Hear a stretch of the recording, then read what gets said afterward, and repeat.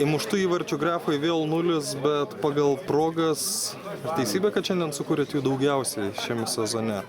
Jo, šiandien kažkaip pavyko susižaisti ir priekyje. Buvo visi 3 stipriausi mūsų žaidėjai šiandien. Manau, tai ir lėmė, kad progų atsirado daugiau. Bet kodėl jos nerealizuojamos?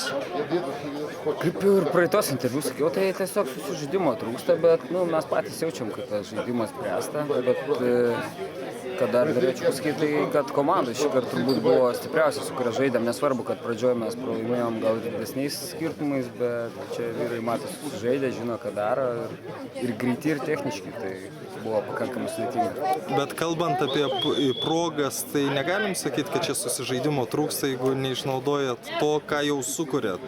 Tai taip, bet kalbant apie progų skaičių, tai jos atsiranda iš susižaidimo. Tai tos nerealizuotos progos, jos atsiranda tik tai dėl to, kad per mažai dar tų progų susikūrėm galbūt bendrai žaidime.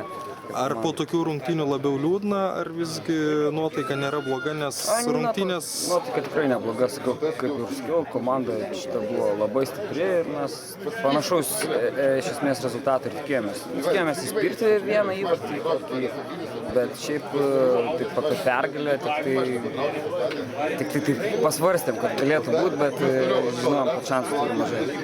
Ačiū.